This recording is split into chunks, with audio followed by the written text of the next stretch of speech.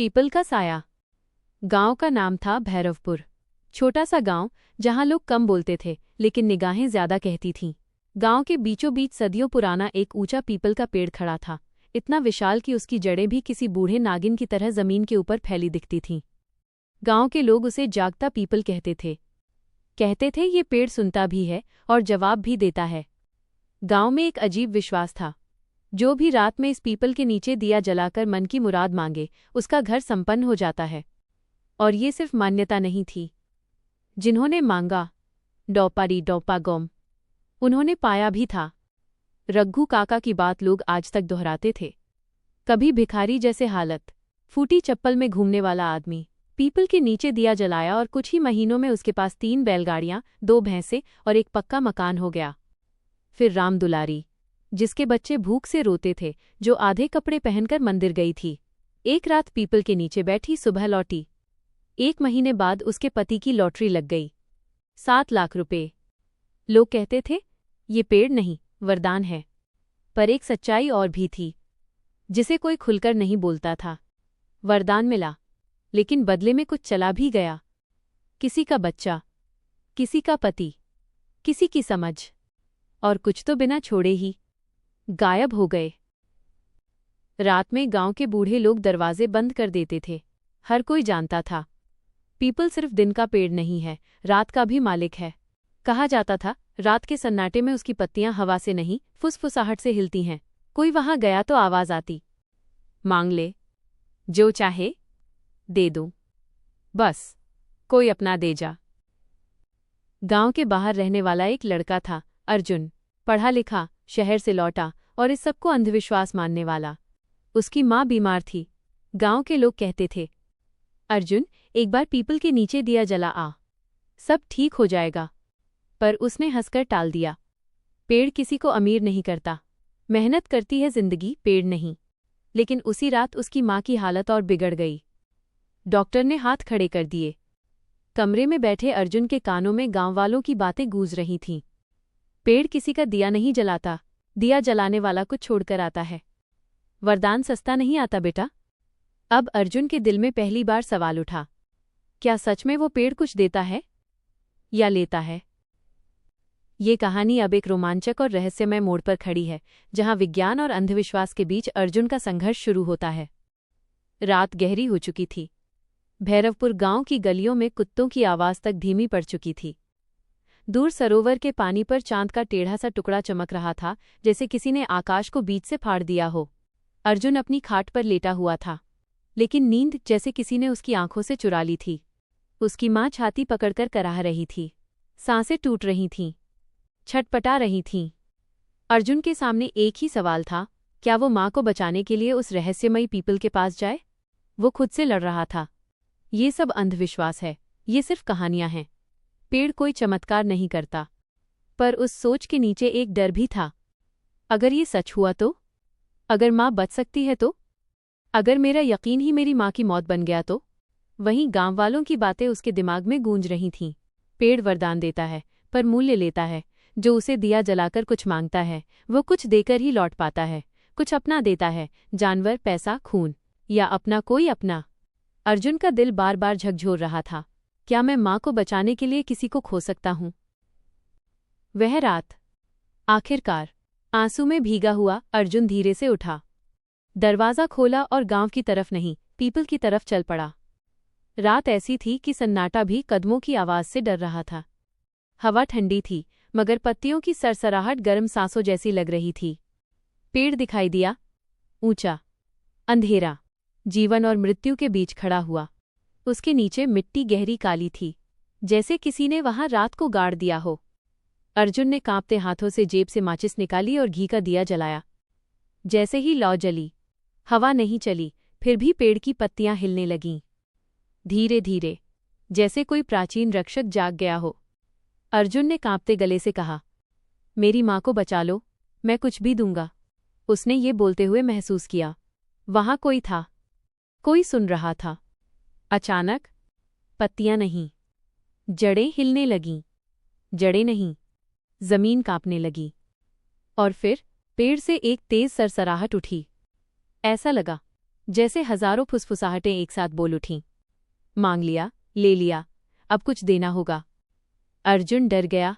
उसने पीछे हटना चाहा, पर उसके पैर जमीन में जकड़ गए। एक आवाज आई, हवा नहीं, किसी अदृश्य मुंह से, वरदान सस्ता नहीं होता। अर्जुन ने देखा, दिए की लौ अचानक लंबी हो गई, जैसे आग ऊपर की बजाय पेड़ के अंदर खिंच रही हो। धक धक धक, पेड़ की तने के भीतर से दिल की धड़कन जैसी आवाज आने लगी। पेड़ जैसे जिंदा था। अर्जुन चीखा नहीं, क्योंकि उसका दिमाग डर से बंद हो चुका था। और तभी पेड़ की जड़ों के बीच कुछ था, एक पुरानी सड़ी हुई लेकिन साफ दिखने वाली चीज। एक चोटी, किसी लड़की के बालों की, कटी हुई, सूखी, जैसे किसी ने बली में छोड़ी हो। अर्जुन के सीने में ठंड उतर गई। उसे समझ आ गया, इस पेड़ से लेने वाले खाली हाथ नहीं लौटे, पर लौटे भी तो किस हाल में। सुबह अर्जुन घर आया। माँ की सांसें सामान्य थीं, जैसे कोई चमत्कार हो गया हो। गांव में खबर फैल गई, पीपल ने फिर वरदान दिया। पर किसी को नहीं पता था वो रात अर्जुन से क्या लेकर चली गई है। पर ये तो बस शुरुआत थी, क्योंकि अगले ही दिन अर्जुन की जिंदगी में वो पहली घटना घटी जिसने बताया, पेड़ वरदान देता नहीं, सौदा करता है। आशीर्वाद की असली कीमत। अर्जुन की माँ अब बिल्कुल ठीक थी। जिस महिला के लिए डॉक्टरों ने कह दिया था अब कुछ नहीं हो सकता, वही अब खड़ी होकर रसोई में चूल्हा फूंक रही थी। गांव में ये बात आग की तरह फैल चुकी थी। पीपल ने वरदान दे दिया, अर्जुन की माँ अब बच गई। पीपल का आशीर्वाद झूठ नहीं है। लोग अर्जुन को देखते और कहते, वो भाग्यशाली है, पेड़ ने इसे स्वीकार कर लिया। पर कोई नहीं जानता था, अर्जुन को पता था कि सब ठीक नहीं है, क्योंकि उस रात के बाद से उसके जीवन में कुछ बदला नहीं था, बल्कि कुछ शुरू हुआ था। पहला संकेत, माँ ठीक होते ही अर्जुन की बकरी मर गई। हाँ, एक जानवर कोई बड़ी बात नहीं लगती थी। गांव वाले बोले, अरे जानवर तो मरते रहते हैं, पर वो कोई आम मौत नहीं थी। बकरी जड़ के पास पड़ी मिली, पूरा शरीर अकड़ा हुआ, आंखें खुली, जैसे किसी डर ने जिंदा जला दिया हो। अर्जुन ने उस नज़र को देखा। वो नज़र ऐसी थी जैसे मौत से पहले उसने कुछ देखा हो। उस रात अर्जुन को पहला एहसास हुआ, पेड़ ने कीमत वसूलनी शुरू कर दी है।